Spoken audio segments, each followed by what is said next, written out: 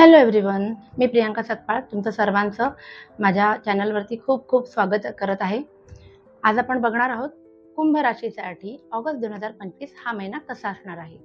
पण आपण फक्त तेवढंच नाही बघणार आहे, त्याच्यामध्ये बऱ्याच गोष्टी कव्हर करणार आहे. त्याआधी तुम्हाला काय करायचंय, 1176 टाईप करायचंय आणि या एनर्जी सोबत कनेक्ट व्हायचंय. 1176च का, तर 1176 हा मॅनिफेस्टेशनचा स्विच कोड आहे. ठीक आहे, तर तुम्हाला आज तो आपल्या कमेंट सेशनमध्ये लिहायचा आहे 1176 आणि मग आपण पुढे जाऊया. आज काय काय बघणार आहोत आपण, भविष्य तर बघणारच आहोत, काय काय घडणार आहे, पण ते करताना डिवाइन एंजल्सचा आपल्याला काय मेसेज आहे. एखाद्या गोष्टीतनं बाहेर पडण्यासाठी तुम्हाला बिहेवियर पॅटर्नमध्ये काय चेंजेस करायला हवेत, किंवा तुमच्या मनात एखादा प्रश्न असेल बुवा की अशी अशी सिच्युएशन आहे आणि एंजल्सना तुम्हाला विचारत असेल की मी यातनं बाहेर कशी पडू किंवा मी यातनं बाहेर कसा पडू, तर तो प्रश्न तुम्ही मनात करा आणि मग त्याचं आपल्याला उत्तर एंजल्स देतील. त्याशिवाय आपण टाइम कार्ड सुद्धा बघणार आहोत, म्हणजे तुम्हाला एखाद्या गोष्टीसाठी तुम्ही वाट बघत असाल तर ती गोष्ट कधी घडणार आहे ते आपण बघणार आहोत.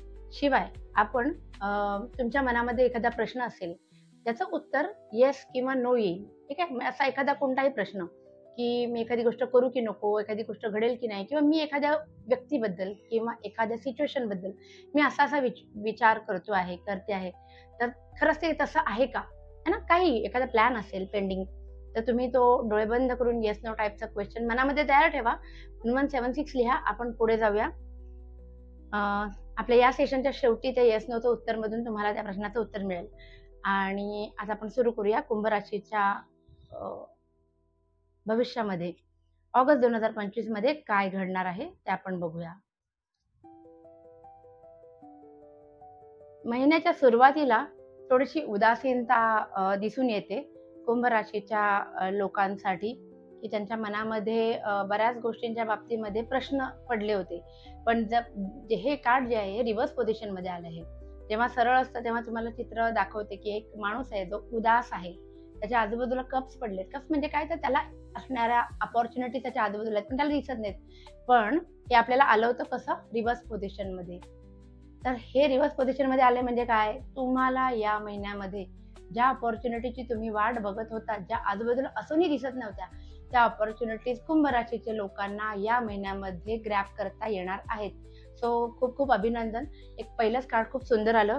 त्याच्याहून सुंदर कार्ड आलंय दुसरं, की ज्या गोष्टीची तुम्ही वाट बघत होता, ज्याची तुम्हाला क्लॅरिटी नव्हती, त्या होणार आहेत. जर तुम्हाला काही प्रश्न मनात पडले असेल आणि योग्य मार्ग सुचत नसेल, तर तुम्हाला ऑगस्ट 2025 हा मार्ग दाखवण्यासाठी एकदम तत्पर आहे. समजा तुम्ही प्रेग्नन्सीसाठी ट्राय करत असाल, बेबीसाठी ट्राय करत असाल, तर या महिन्यामध्ये गुड न्यूज येण्याचे खूप खूप जास्त चान्सेस आहेत. नोकरीसाठी अप्लाय केलं असेल तर त्याचे पॉझिटिव्ह उत्तर येण्याचे खूप जास्त चान्सेस कुंभ राशीच्या लोकांसाठी आहेत. त्याचबरोबर एक कार्ड आपल्याला आलंय जे आपल्याला सांगतं की आर्थिक अडचणी या महिन्यामध्ये येतील, पण घाबरायचं कारण नाही. कारण जरी आर्थिक अडचणी आल्या तरी आपल्यासोबत एक व्यक्ती आहे जी तुम्हाला सतत साथ देईल. म्हणजे बघा, ह्या व्यक्तीला माहिती नाहीये मागे कोण चालते.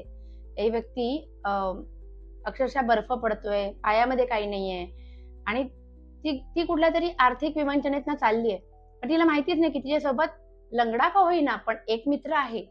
याचा अर्थ काय आहे की तुम्ही जरी एखाद्या सिच्युएशन मध्ये फसला असाल, तरी देवाच्या दयेने तुमच्यासोबत अशी माणसं आहेत जी तुम्हाला या सिच्युएशन मध्ये सुद्धा साथ देतील. आपण बघूया की जे काही सिच्युएशन तुमच्या लाईफमध्ये येणार आहेच, तर एंजल्स तुम्हाला गायडन्स काय देतात, या सिच्युएशन मध्ये कसं राहायला हवं. तुम्ही या व्यतिरिक्त तुमच्या मनातला प्रश्न सुद्धा एंजल्सना विचारू शकता की या गोष्टीमध्ये मी बाबा रिॲक्ट कसा होऊ किंवा कशी होऊ. आपण यासाठी 2 कार्ड्स काढतो आहोत, ज्याच्यामुळे आपल्याला एंजल्सचा एक मेसेज मिळेल की काय वागायला हवं. सक्सेस आणि रिकव्हरी. ओके, एक तर खूप जास्त स्ट्रेस घेऊ नका. घेतला असेल तर त्यातून रिकव्हरी कशी होईल याच्याकडे लक्ष द्या. रिकव्हरीसाठी काय गरज असते, तुम्हाला मनमोकळेपणाने राहता आलं पाहिजे, पॉझिटिव्ह थिंकिंग करता आली पाहिजे, मेडिटेशन करता आलं पाहिजे.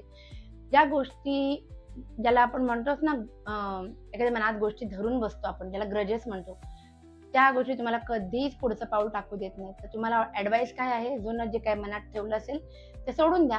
स्वतःच्या रिकव्हरीकडे ध्यान द्या, स्वतःच्या हिलिंगकडे ध्यान द्या, कारण तेच तुम्हाला पुढे घेऊन जाणार. कारण दुसरं काढाय सक्सेस. जर एंजल्स सांगतात स्वतः की तुम्हाला रिकव्हरी तुम्ही स्वतःची केलीत, दुसऱ्या गोष्टींमधनं अंग काढून घेतलं, ज्या गोष्टीचा काही उपयोगच नव्हता तुमच्या आयुष्यामध्ये, तर तुम्हाला सक्सेस 100% मिळणारच आहे. सो कॉन्ग्रॅच्युलेशन्स. खूप सारे कार्ड्स खूप चांगले आलेले आहेत. आता आपण बघूया तुमचा एक्सेशन जो आहे टाईम कार्डचा, म्हणजे एखादी गोष्ट कधी होईल, तो प्रश्न आपण कार्ड्सना विचारूया. तुम्ही डोळे बंद करा. मनामध्ये तुमचा तो प्रश्न करा. मी आशा करते की 1176 लिहून तुम्ही एनर्जी सोबत कनेक्ट झाला असाल. ठीक आहे. आपण बघूया 1176 तुम्ही लिहिलं असेल. जे कोणी माझे सबस्क्रायबर्स आहेत, व्ह्यूअर्स आहेत, त्यांच्या मनामध्ये आत्ता जो काही प्रश्न आहे की ते एखादी गोष्ट कधी होईल, तो प्रश्न आपण आत्ता करूया. In the near future. Okay. जे काही मनामध्ये तुमच्या होतं की ही गोष्ट कधी घडणार आहे, येणाऱ्या भविष्यकाळामध्ये वर्षभराच्या आतच ती गोष्ट होईल. म्हणजे ऑगस्ट 2026 याच्या आतच तुमच्या मनामधल्या गोष्टी पूर्ण होणार आहे. त्याच्याबद्दल पुन्हा एकदा तुमचं अभिनंदन. शेवटचा आणि आपला आवडता सेशन येस नोचा, म्हणजे तुमच्या मनात असलेल्या प्रश्नांचा सेशन. ठीक आहे.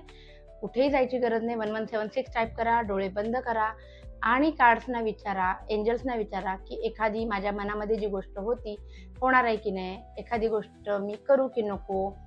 ही गोष्ट मी असा विचार करतोय, ती खरंच तशीच आहे का? है ना? किंवा तुमच्या एखाद्या महत्त्वाच्या व्यक्तीचा मेसेज येणार असेल, फोन येणार असेल, काहीतरी त्या व्यक्तीबद्दल तुम्हाला माहिती हवी आहे, ती तुम्हाला मिळेल का? कॉन्टॅक्ट होणार का? काही प्रश्न असेल तर तुम्ही विचारा. आपण कार्ड्स काढतोय. There is something better. ठीक आहे. आता तुम्ही ज्या पद्धतीने तुम्ही विचार करत होता, तुमचा दृष्टिकोन चेंज करायची वेळ आलेली आहे. कारण ज्या गोष्टीसाठी तुम्ही अडून बसला होता, देवाच्या मनात तुम्हाला त्याहीपेक्षा चांगलं द्यायची खूप जास्त इच्छा आहे. So go with flow. देवावर विश्वास ठेवा. तुमच्या गुरूंवर विश्वास ठेवा. तुमच्यासाठी त्यांनी चांगलंच काहीतरी नियोजन केलेलं आहे. सो सुखी राहा, आनंदी राहा. मी आशा करते की तुम्हाला माझा आजचा एपिसोड सेशन आवडलं असेल आणि तुम्ही लाईक, शेअर आणि सबस्क्राईब करायला विसरू नका. Thank you so much.